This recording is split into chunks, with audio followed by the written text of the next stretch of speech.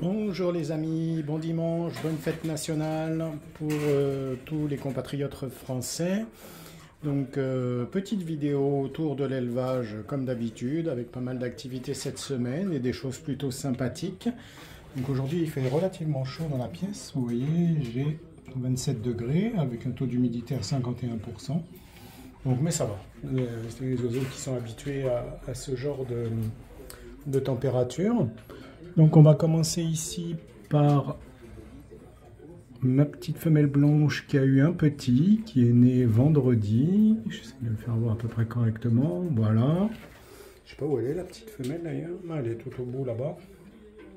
Donc on a mis les baignoires aujourd'hui, bien entendu, pour faire profiter tout le monde.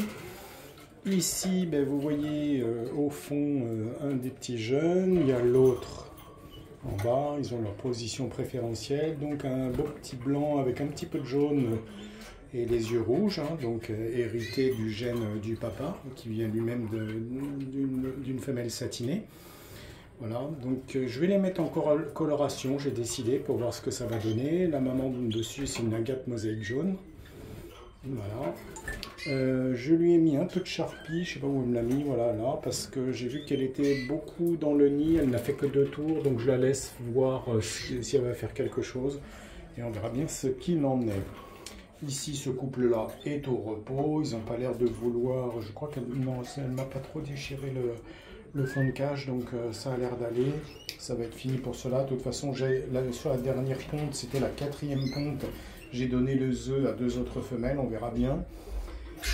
Ici, il y avait 3 jeunes, il y avait parce qu'il y en a un que j'ai retrouvé au sol mort, donc il en reste 2, il y en a un qui est plus petit que l'autre, donc j'ai fait attention, mais bon, ça a l'air de bien nourrir quand même les deux, il y en a un qui est un peu plus chétif, donc on verra bien.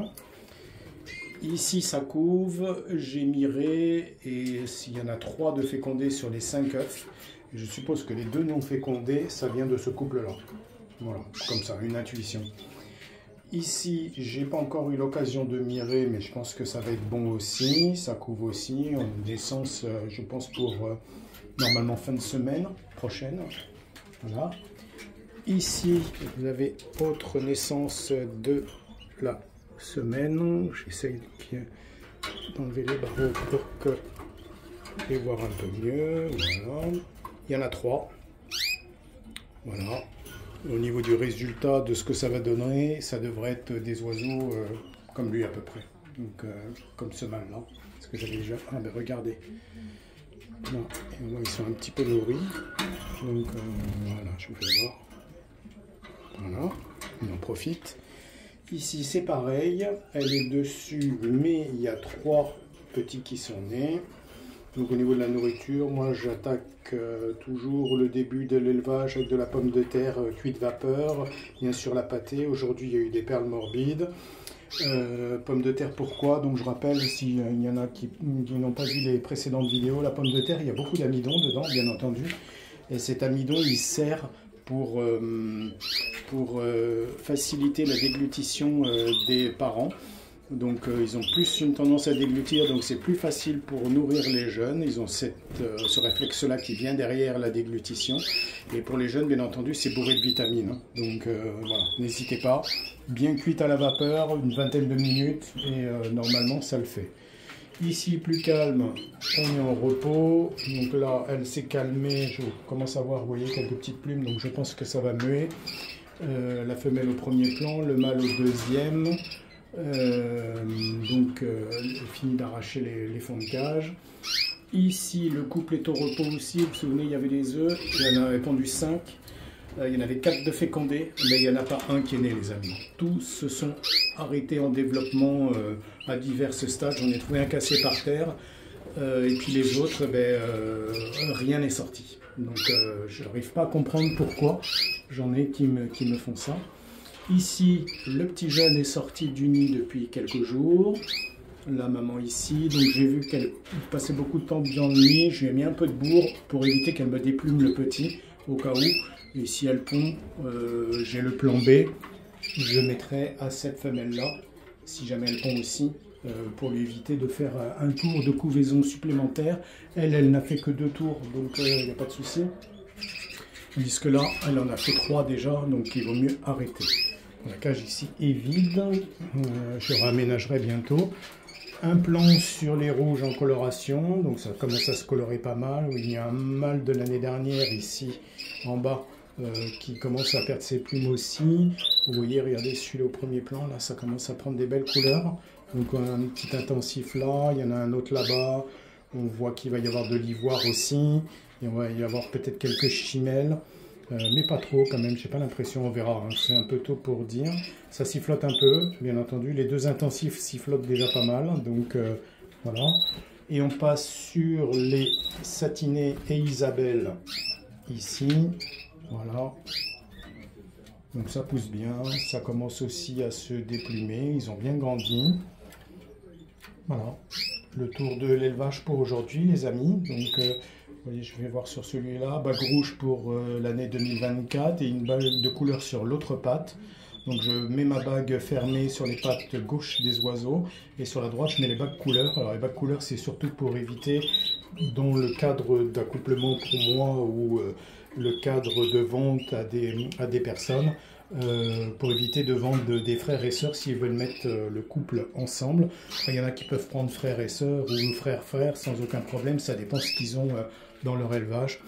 Moi je pense que cette année je vais essayer aussi du 2023 pour changer un peu, et j'ai une idée en tête sur une variété plutôt de satinés que j'aimerais acquérir.